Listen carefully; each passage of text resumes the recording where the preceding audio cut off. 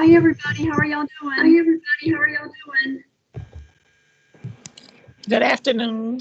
Good I'm doing fine, thank afternoon. you. I'm doing fine, thank you. Good. I'm hearing an But echo. I'm hearing an echo. So, Me too. I'm hearing it from your Me end too. and my Hear from your end.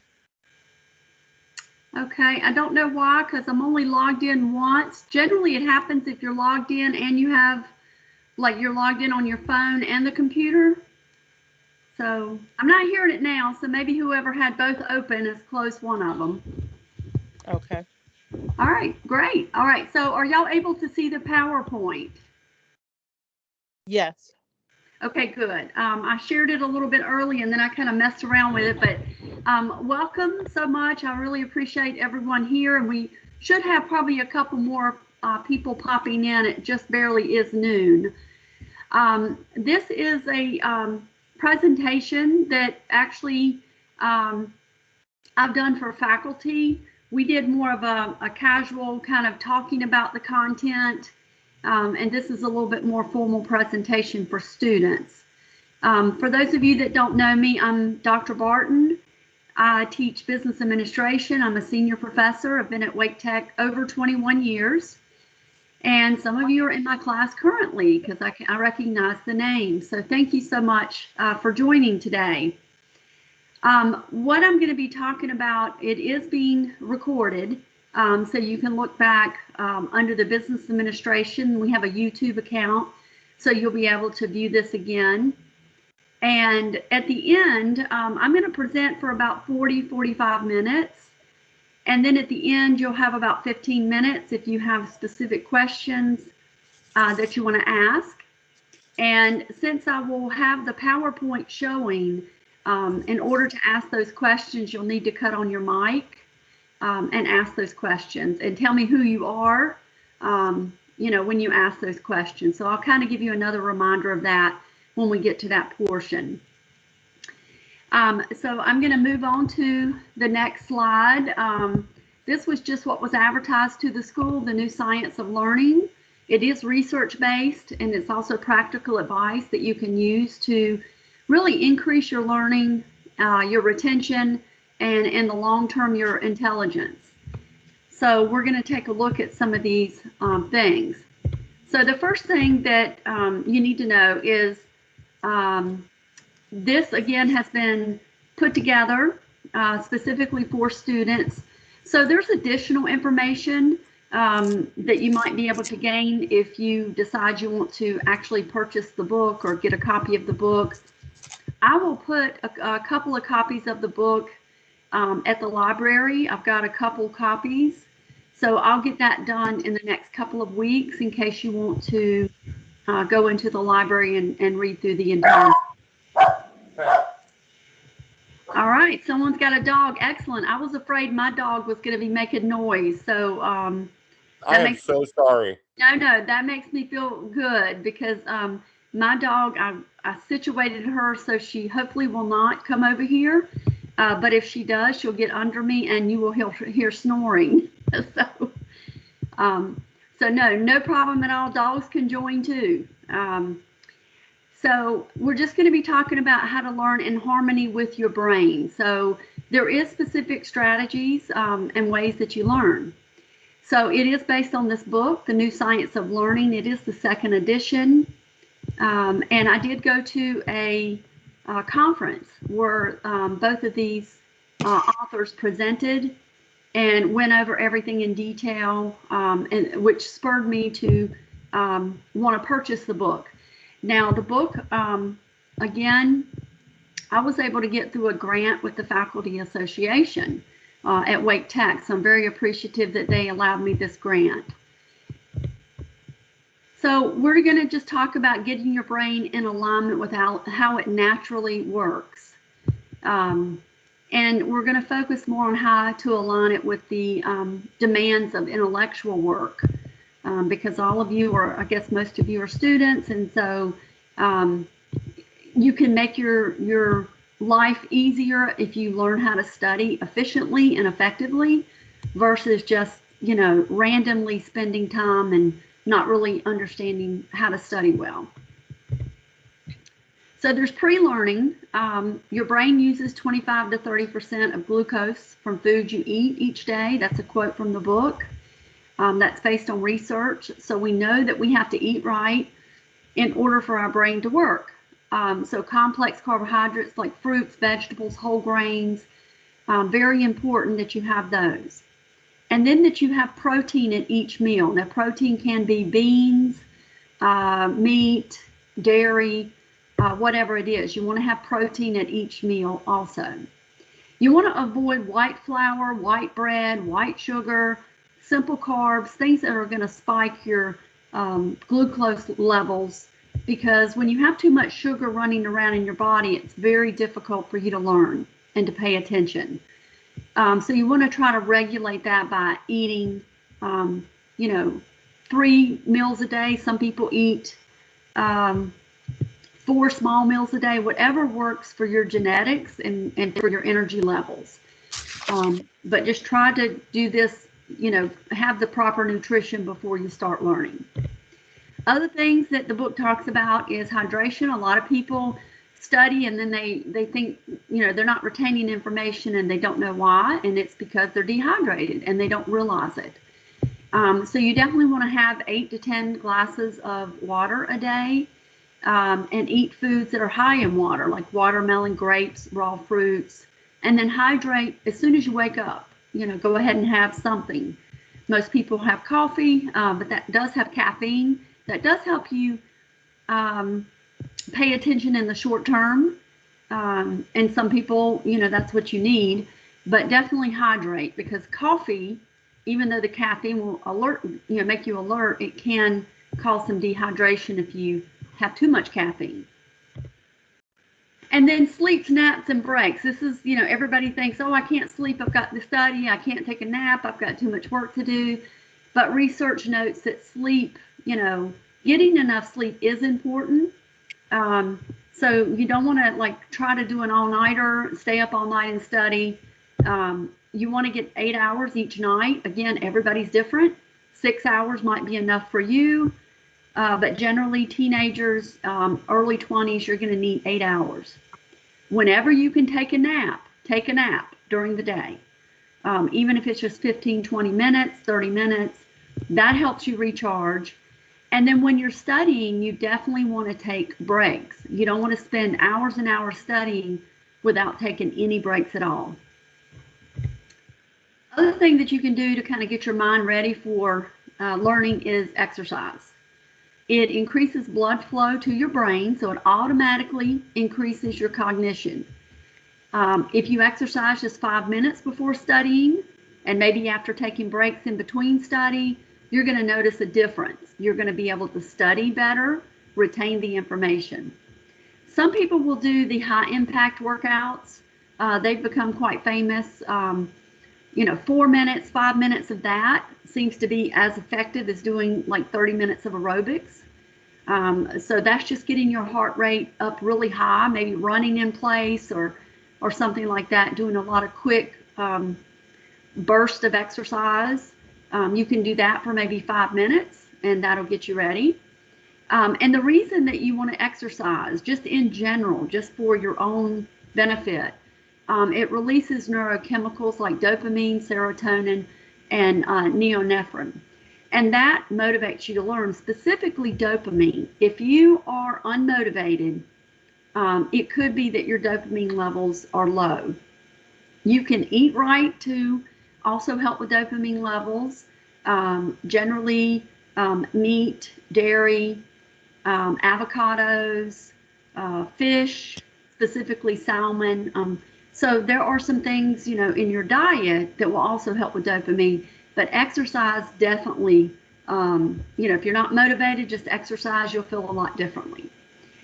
It also helps you with attention. It helps you gain that focus and that attention that you need. During learning, a lot of people think multitasking, works. It's been advertised that, you can do all these things at once, and it doesn't work. You only can do what they call task shifting. You can do one task, then you can end it, then you can shift to another task.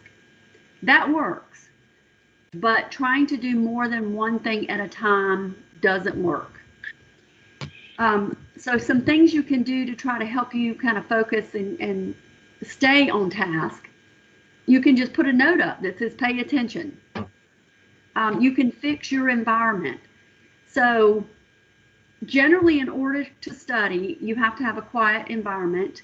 You're not even really supposed to listen to music. Music doesn't necessarily help you retain information per se, unless you're using maybe classical music. They have done some studies where that might help you retain some information. But generally, a quiet environment, a non-cluttered environment, a place where nobody can find you, or at least nobody will bother you while you're studying. So just fixing your environment like you need it is very important. And then you can record lectures. Now, this one is recorded, so you can go back and look at it. We have several more that are recorded. If you are taking classes in teams, I believe most people are doing recordings. Even the in-person classes, now that we've split up a little bit, you should be able to find lectures recorded in teams. So that's really helpful for you to go back and review. If you want to record yourself, then you can just ask permission from the professor, and they will, they will give you permission. Most of the time they will. So you can talk to them and ask permission for each class. There are some parameters if you are going to record lectures. For instance, those are for your use only, not for family or friends or for uploading or sharing or anything. They're technically intellectual property, so they're for your use only, but you can request that of your professors. And then to pay attention to, you want to focus on the larger goal. Sometimes you're going to be studying and things might be boring to you, maybe a certain concept or something that you need to learn, but it might be boring or you might be bored for whatever reason. Focus on the larger goal. What are you trying to accomplish?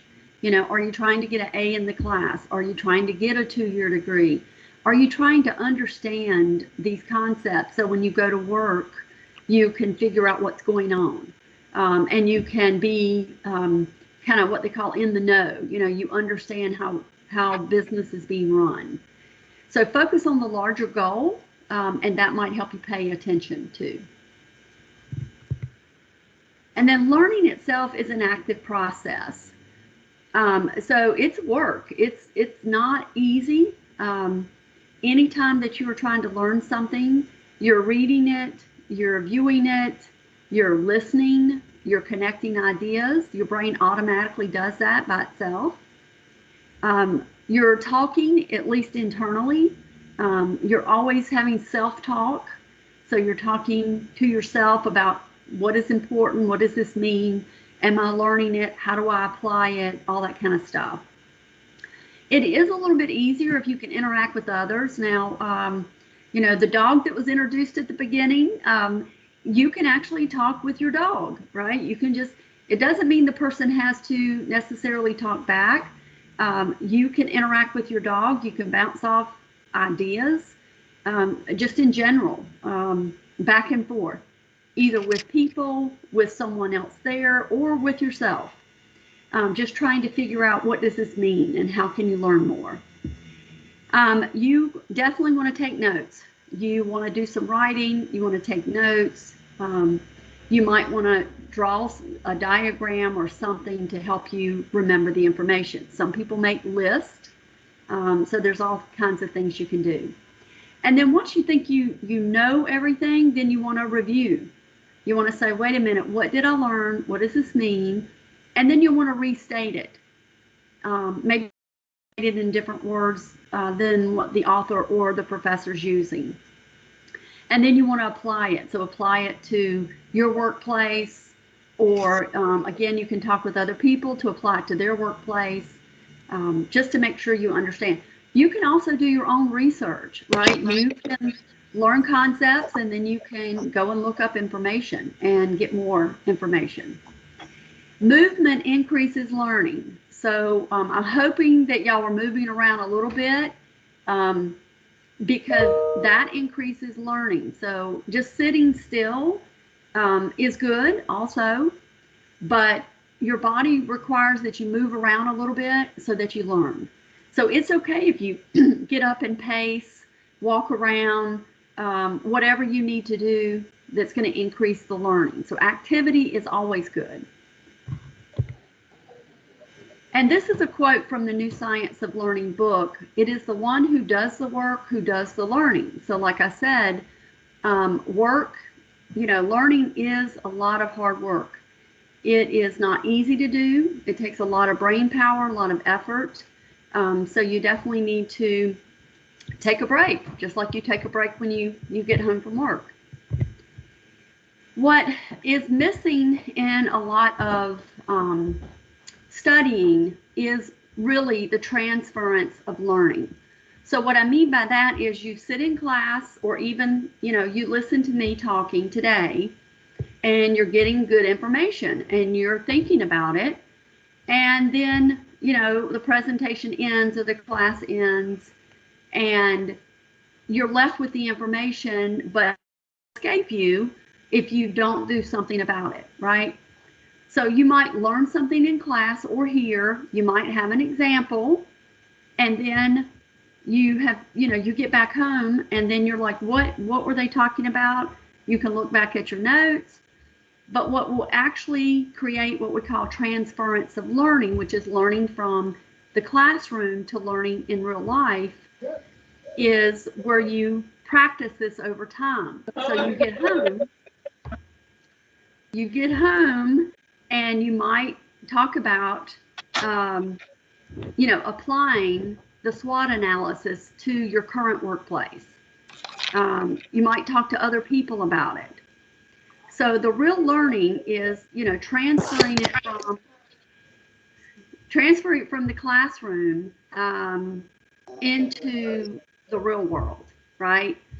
What this does for you is it transfers it from short-term memory, which is something you're going to forget, to long-term memory. So this is needed. This is vital that you really focus after class on how this applies to the real world and keep thinking about it for a long period of time. If somebody's got their mic on, if you could cut that off.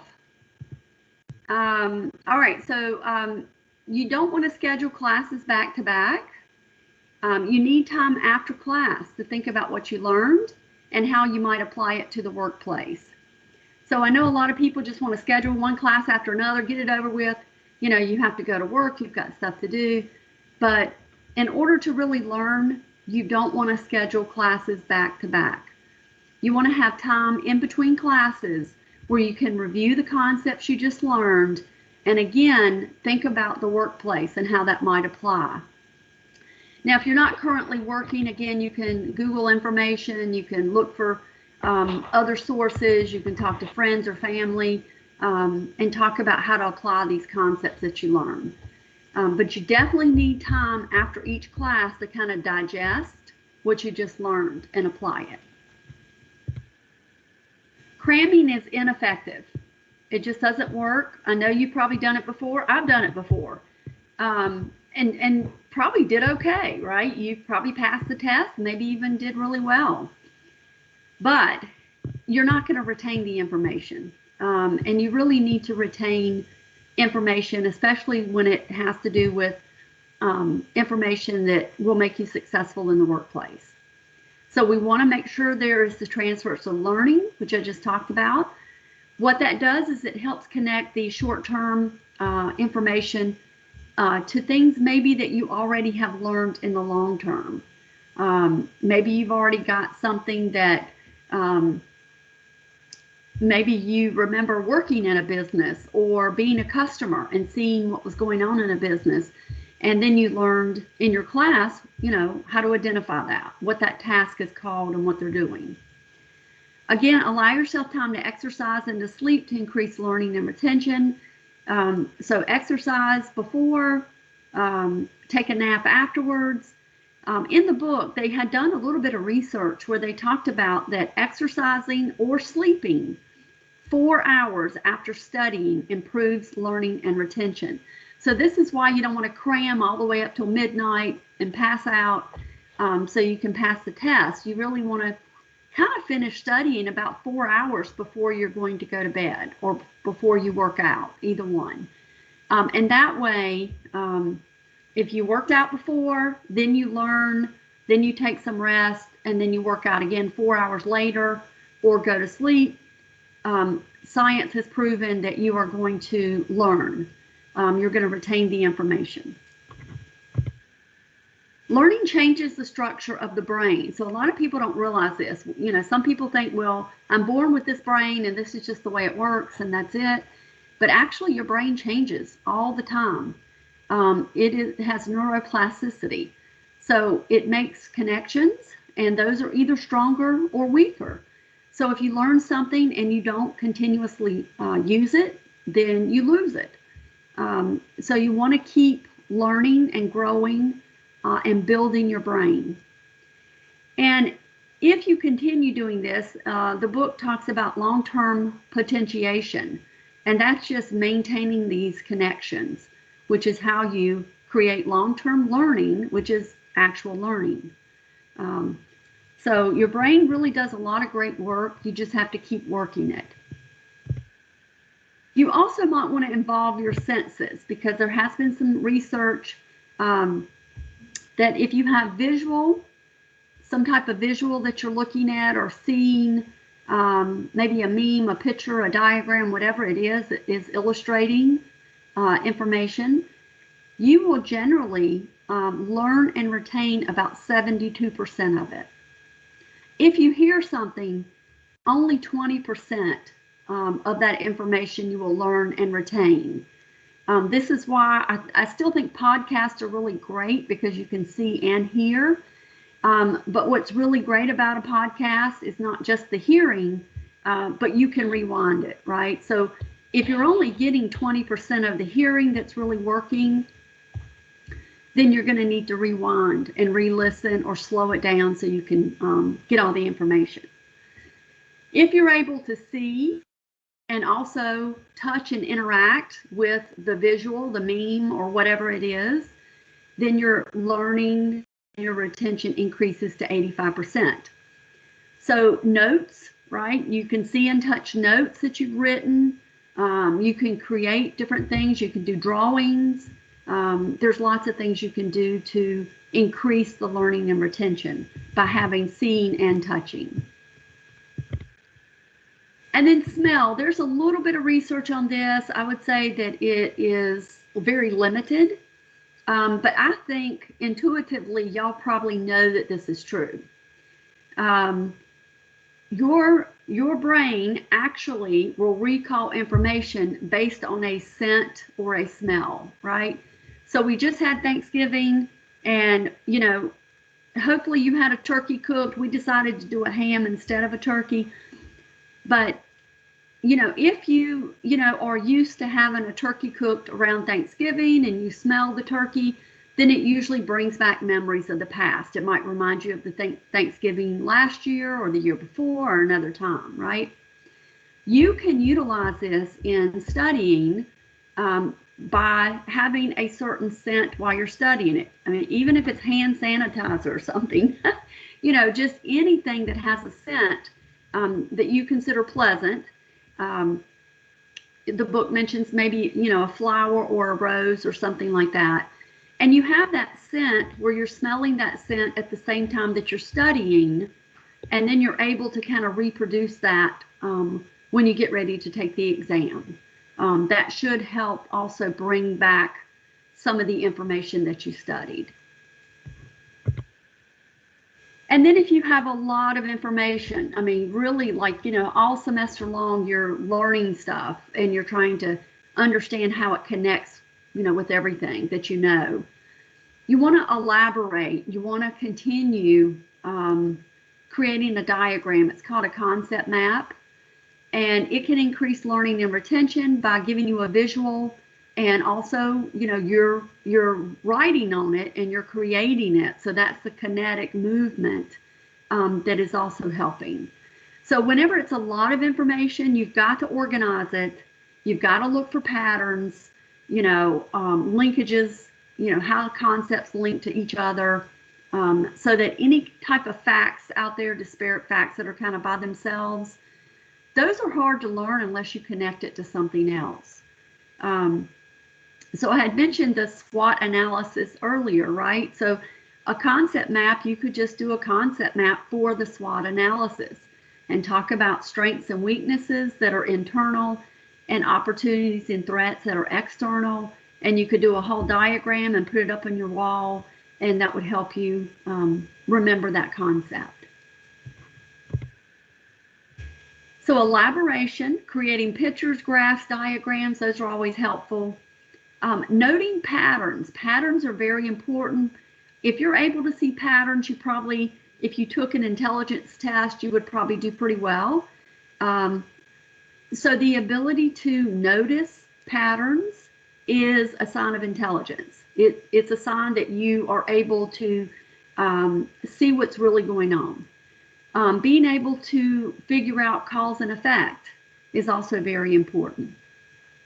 So always look for patterns, cause and effect, and again, create pictures, graphs, and diagrams to just help you learn the information. It gives you a great visual. This is another concept that they touch on in the book, and you've probably heard this before. If you haven't, you definitely need to check into it a lot more. There are multiple books written on this, and this is what we call the growth mindset. So you can grow your intellectual skills through hard work, through reading, through education, through facing challenges and overcoming them, and other techniques like some of the strategies that I showed you today. The fixed mindset basically says, that your talent, your intellect, everything is unchangeable. Some people actually believe that. That is a lie. Your brain is changing all the time. You don't have a fixed mindset. But people who believe they do, this is what they do. They say things when they talk about things that they desire or want to do. They say, well, I'll just stick with what I know. I'm either good at it or I'm not, right? So maybe you're in a job or even a degree and you're like, well, I kind of know this, so I'll just stick with it. But, I want to learn new things. I'm eager to take risk. That's the growth mindset. That's the belief that you can persevere, you can practice, you can actually have what you want, right? You can actually accomplish whatever you want to accomplish. The second thing about the fixed mindset is when it comes to skills, people just settle. It's fine the way it is. There's nothing that I need to change. I'm perfectly fine in how I study or whatever we're talking about. But the reality is that, you can improve. There's always ways that you can improve and get better and more efficient at your studies.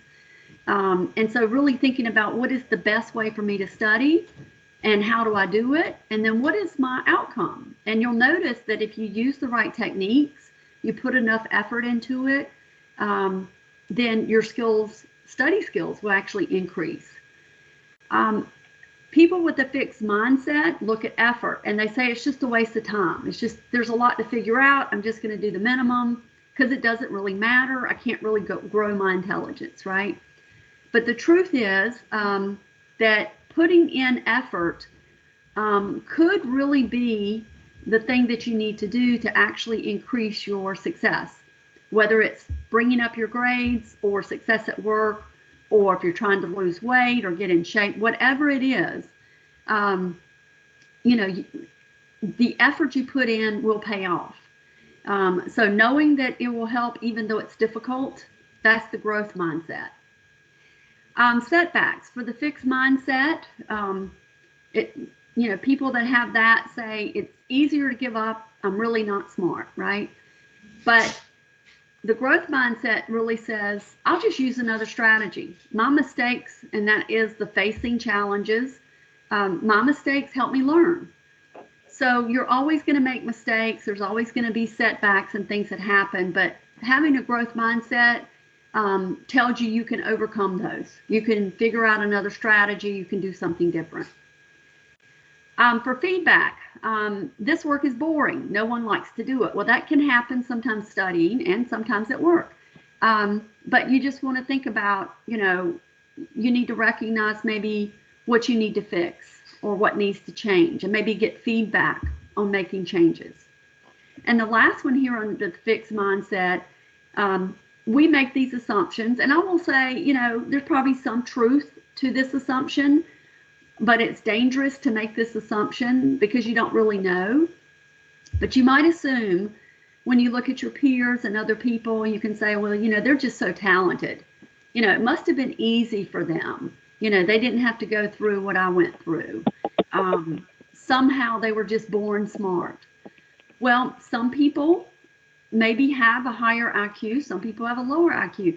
It's really been proven that IQ has very little to do with whether you are successful. You just have to figure out maybe how they did it, what techniques they used, what support they got, and then make a decision that you're going to be successful and how you're going to do that. So very important right here. And again, there's tons more information that you can find online about fixed mindset and growth mindset. I would challenge you to look at yourself honestly in all these categories, from desire all the way down to talented peers, and see which side you're on. And if you're on the fixed mindset side, you definitely need to switch over to the growth mindset. So we kind of went over these steps in learning and retention. We talked about pre-learning, where you have to prepare to learn in order to be successful. So you can't just rush in and sit down and say, I'm going to learn now. You've got to make sure you've got nutrition, hydration, that you're eating the right things and drinking the right things in order to really focus. You also have to have an environment that you can control, that is non-cluttered, that's quiet, where you can study. During learning, you've got to pay attention, right? You've got to figure out how to pay attention. I think it's fairly normal, and I do this too, where you might daydream. You're reading something and then you realize you're daydreaming, or something happens. So being able to pull back and really pay attention, which note-taking really helps. If you can take notes or highlight, that really helps.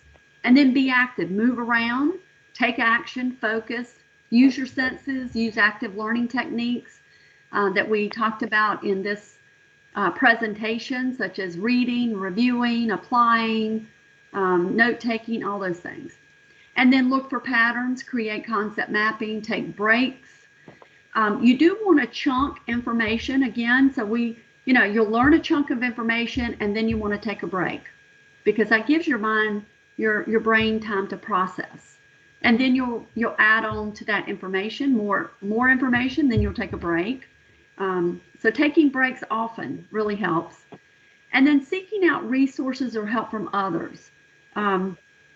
Again, when you're in class, you can talk and ask questions. That's always good. You can send your professor emails. You can go into Teams and ask questions that are maybe general questions that maybe other people in the class want to ask, but they haven't been, maybe they don't want to put that question up. But seek out resources, contact your professor, get help. And then post-learning, again, if you really want it to stick, then exercise or sleep approximately 4 hours after studying to ensure that it stays in your brain, so that it goes from short-term to long-term.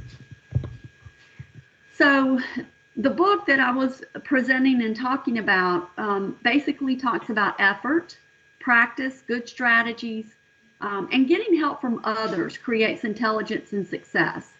So you want to kind of have this intelligent practice formula in place so that you can really do well, not just in school, but at work and in life. So we finished a tad bit early. So I have some time for questions, or if y'all need further explanation or need any other information on this topic? Any questions? Just cut on your mic and ask the question.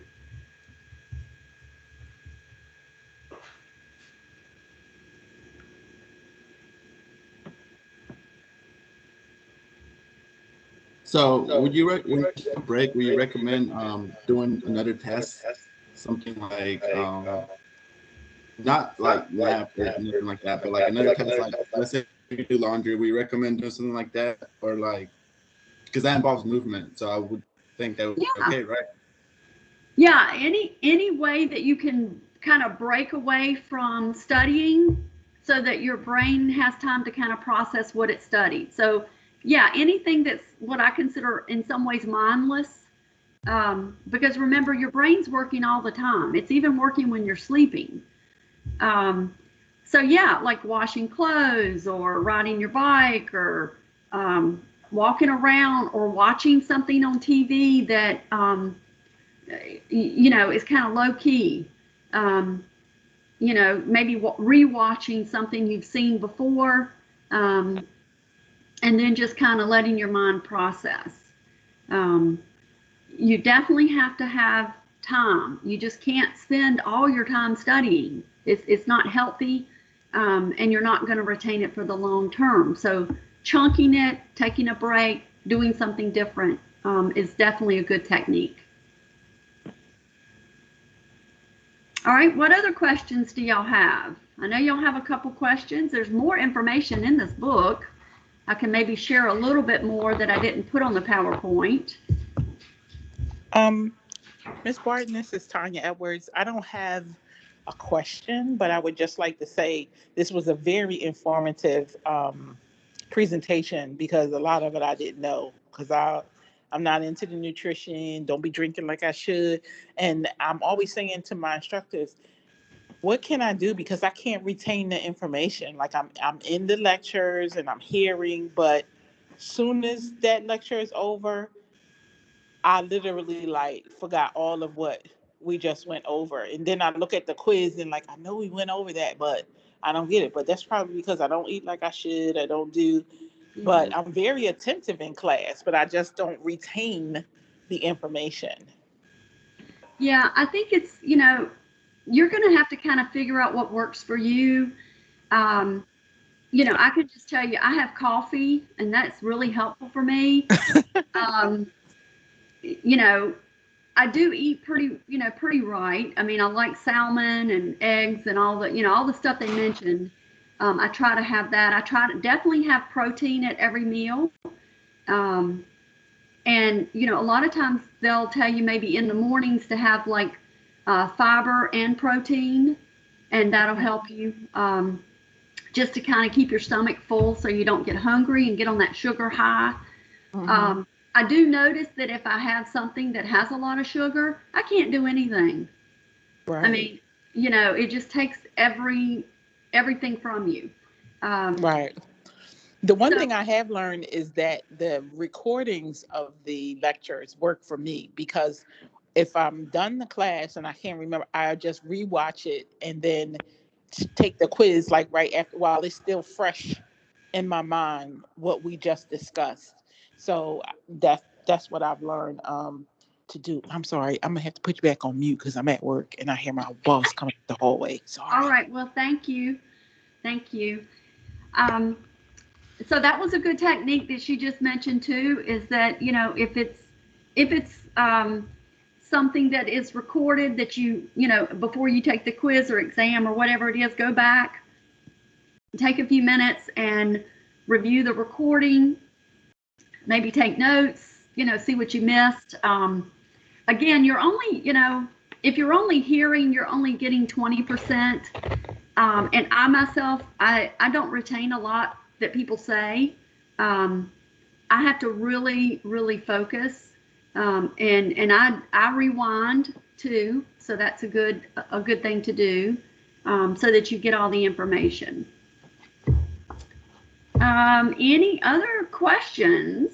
Anybody have any questions about the book itself or?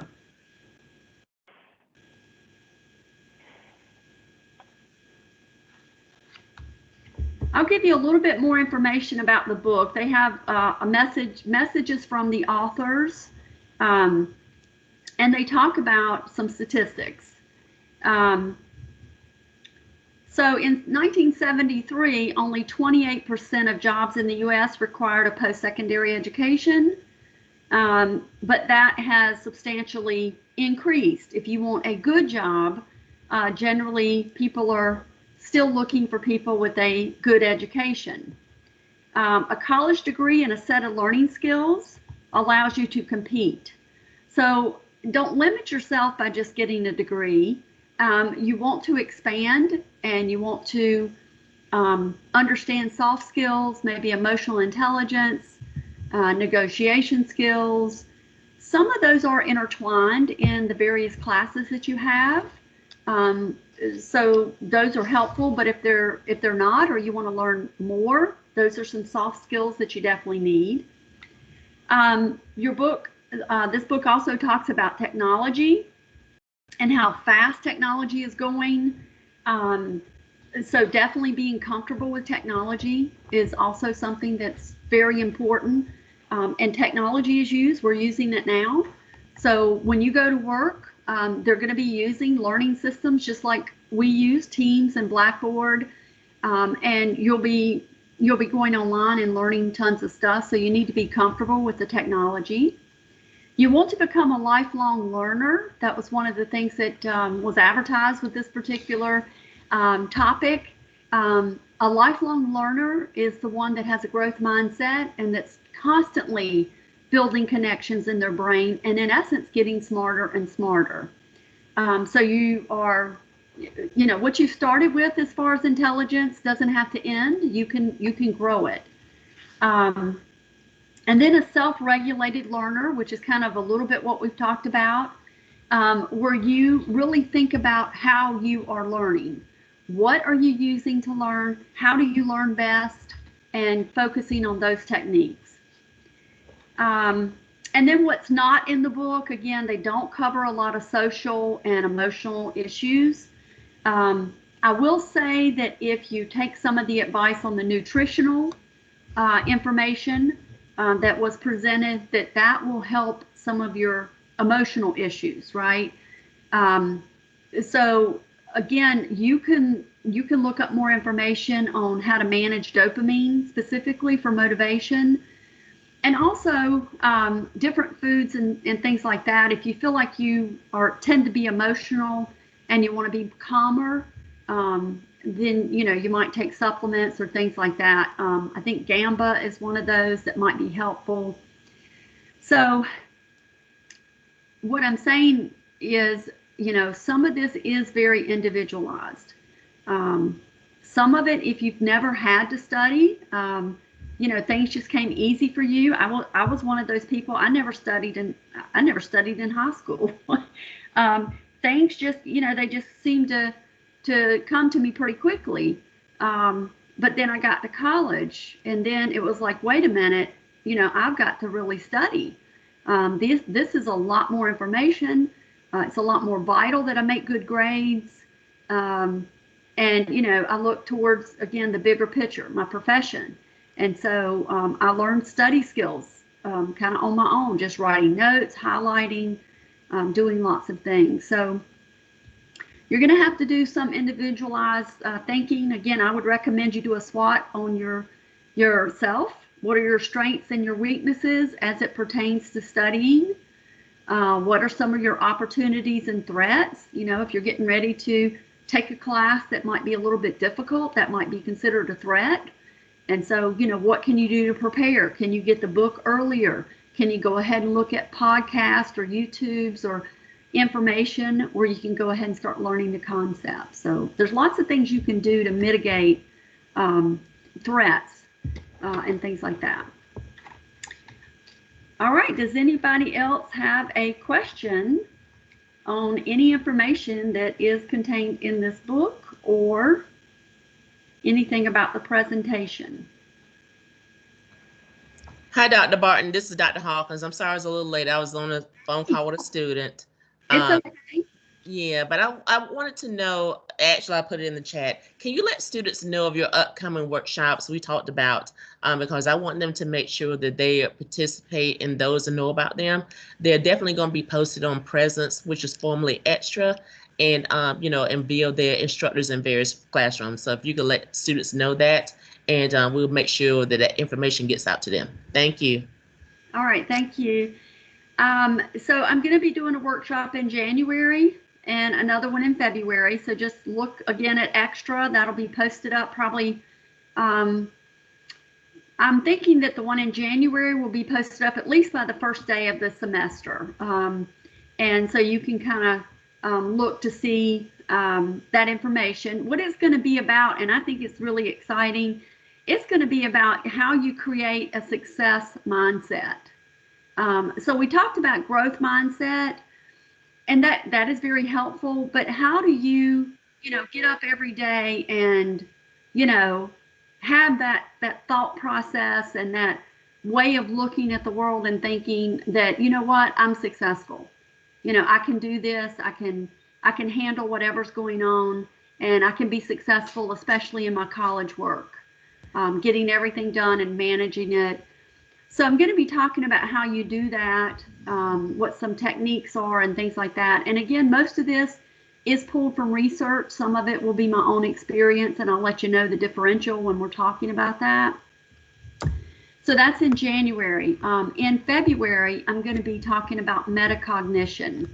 I have videos that I'll be showing from a professor that has done a lot of research on metacognition. And metacognition basically is thinking about thinking. I think our society is so quick today to jump on an answer or jump on an opinion, and we're not really thinking. We really need to think about, why is that thought in my head? Why do I believe this? Why, do I see things this way? And maybe learn how to challenge that. We will be honing in on metacognition as far as study skills and how to be successful on exams and things like that. So it kind of ties into what we kind of started today. And that's the workshop that I'll be doing in February, metacognition. And I hope to be doing some more workshops. I really enjoy being in touch with students and, helping you as best I can. I did put on here too my email, so you should be able to see that. You are welcome to email me at any time at dhbarton@waketech.edu. If you have any questions, or if you have a workshop you think we should work on, you can either send it to me or you can send it to Dr. Hawkins, Donna Hawkins. She'll be happy to take that to see what your needs are. But again, I'm Dr. Denise Barton.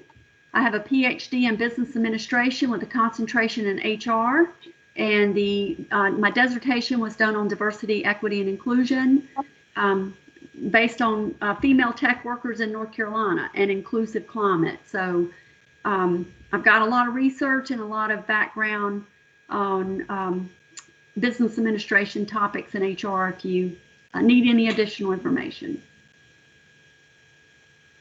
That's wonderful. Thank you so much, Dr. Barton. And yes, students, please, if there are any workshops that you would like for the business administration department to host, please let me know. My name is Dr. Donna Hawkins, but you can send that to DP, like D like Donna, P like Paul, Hawkins, HAWKINS, @waketech.edu. We would love to host those workshops for you because we are here to help you to be successful. And I know sometimes you don't think about things, and a lot of times, like Dr. Barton said, she didn't do some things when she was in school, and I didn't do the same things. But as we have over the years and through our experiences, we have learned that, you know what, I wish someone had told me this when I was in school. So that's what we're trying to do to help you. So anything that you can think of that would help you, please let us know, because we really want to help you to be successful. So Dr. Barton, thank you so much for that. And also we're going to make sure that this session has been recorded, and we're going to put it out on our YouTube channel. We have a business administration YouTube channel, so we'll make sure that you get that. And anything else that you need, please let us know, because we are definitely here to help you to be successful. Yes, and thank you for your attention during this presentation too. Yes, thank you. Yeah, actually, it was about 24 students on this. So one of the things I wanted to know before we leave, and I know we have a few more minutes, but students, if you could let us know, how did you hear about this presentation? Because we're trying to make sure that we advertise it and get it out to students. I know that I send emails, and because someone sent something to Dr. Barton this morning and said, Dr. Hawkins is always sending out these emails about workshops. So good, I'm glad. I hope I do bombard you, and I hope you do listen. But if there's a better way for you to find out about workshops that we present, whether it be on Extra, which is formerly Extra, but it's now Presence. But if you could let us know, whether it be via your instructor who told you about it, or if you learned about it on Wait Tech's website or through your instructor, anything, if you could just let us know, that would be really helpful, so that, because we want to make sure that you get all this information and that it's very pertinent to you. So if you could put that in the chat room right now, that would be great. And we're going to stay on to 1 o'clock. So anything that you want to add, please put it in the chat box right now. Thank you so much. And thank you, Dr. Barton. This was an excellent workshop. All right, thank you. I see Professor I Earth agree. said Thank she you. just, I'm sorry, go ahead. No, I said I agree. Thank you so much for your time this afternoon. Thank you so much. Yeah, I see Professor Early said she'll sign it as extra credit for her class. So thank you, Stephanie. Thank you. Ooh, we're echoing. Thank you, Well, Dr. I This was didn't know Miss excellent Early and was very creeping well in the worth background. and worth the extra credit for all. Yes, she is creeping. So anybody who's in her class, so congratulations. Yeah, I to didn't all. know. Hi, Miss Early. It's Tanya. I'm about to write that paper right there. And the one thing about it is that we can actually we can get the attendance sheet for those who attended. So Dr. Barton, I think you can get that. Okay. Oh, I can get it, yeah. All and right, well, I'll download it and make sure good. that y'all get copies of it. Yeah, perfect.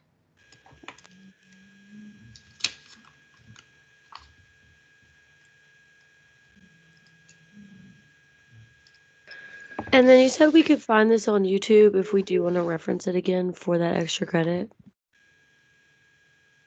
Yes, I would. This is Dr. Hawkins. So yes, as soon as this is done, I will be posting this video on our YouTube channel.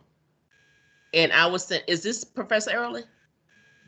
It's for her class. Yeah, I'm one of her students.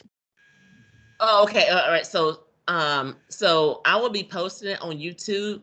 And so if Professor Early allows you all to, go to YouTube to get the extra credit that way, that's on her. But I will be posting it as soon as we get the recording ready. Okay. What would it be underneath? Like, would it be just like Dr. Denise Barton? No. So if you go to Wait Tech, if you go to YouTube, put it in the browser and then put in Wait Tech Business Administration, our page should show up, and you should see a lot of the other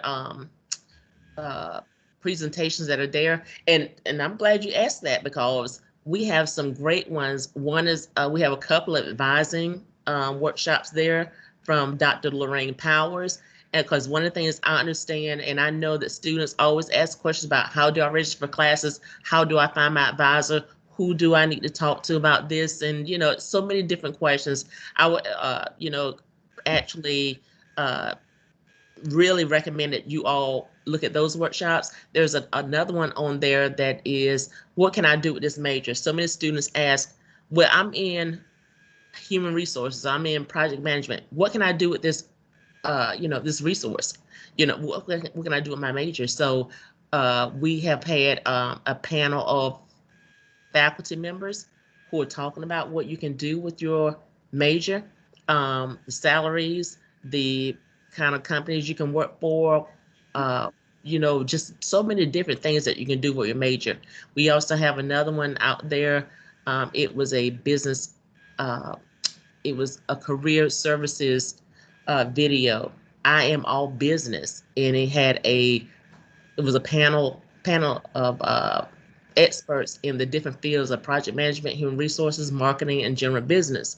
And they talked about their careers in the different areas that you all are actually majoring in, and how you can get started in your career, what you can do, and actually what they did and how they did it, where they started from and where they are today. So in either also encompasses entrepreneurship and small businesses. It encompasses so much. So I would recommend you go to that. When you go to the website, YouTube, and look up under business administration, to look at all the other videos that are out there. But definitely Dr. Barton's video will be out there as well. So we just want to make sure that we have a avenue for our students to help you all to understand a lot of different things that you probably have questions about. And I know so many people don't have the time to come to the workshops, and because they're working or they're doing other things, or they may be in class, and we're so thankful that you're doing that.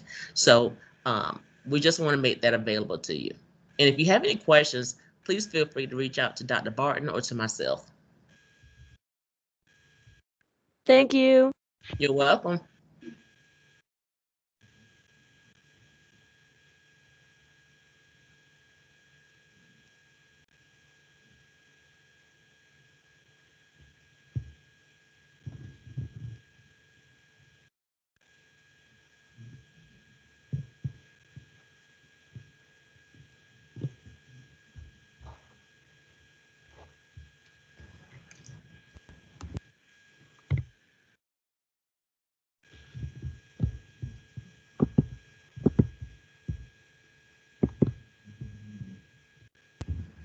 We have about 10 more people that are still online. So does anyone else have any questions?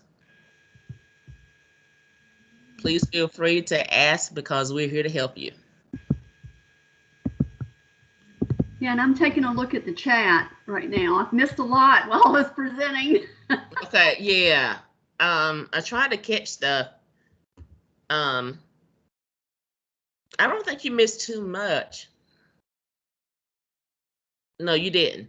It's just people now saying that they thank you for the presentation and what they got from the instructor for extra credit. So I think you're pretty good on everything. But I just want to make sure that before we hang up, that any students, please feel free to ask us any questions, because we're here. Dr. Barton is here to help you and here to answer any questions.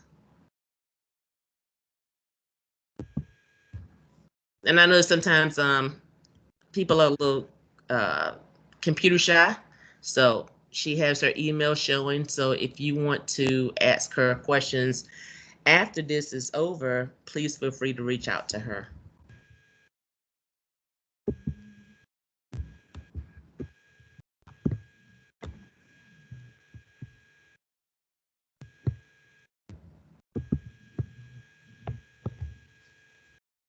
So it looks like we're dwindling down. We have, well, not counting me and you, Dr. Barton, 6 more people in class. So I would say if no one else has any questions, then we can go ahead and leave this meeting if that's okay with you. But if you want to hang on until 1 o'clock, that's fine. I'll see if a couple more people they look like they're starting to leave. Yep. So just want to make sure if they do. I know at least one of them is my student. Okay. Some of my students are very shy, although they will email me later. Okay, well, that's good. Yeah, they don't like to necessarily post up questions for all to see. So, but this worked out really well. This was fantastic. I think the students appreciated it. So, I think business administration is doing a great job. Perfect. Yeah, because you actually had a lot of students compared to what we were thinking. And we'll talk offline about your next sessions, about how we're going to advertise. Yeah, I think that advertising is the key. Because I myself, like, I was like, wait a minute, how do I advertise it? Where's it posted? So now that we've got it up on, what did you call it? It's not extra anymore. What's it called? Presence. Presence. Mm-hmm. So now that it's on Presence. Yeah. So, and like I said, we'll talk as soon as this is over. Okay. How many people we have? We have 3 more people in the online. So yeah, because I was going to talk to you about that. Okay. Well, as soon as we hang up, I can talk to you for a few minutes, and then I've got to call someone. But that'll work out great. Okay. So I think let's go ahead and end it then. Yeah, because it's 12:59. So I'm thinking that if they don't have a question by then, they won't. All right. So I'm going to leave, and then I'll call you right away. Okay. All right. Thank you. All right. Thanks, students. You going to stop recording? Yeah, I will stop it. All right. Thank you. See you later. Okay. Bye-bye. Bye-bye.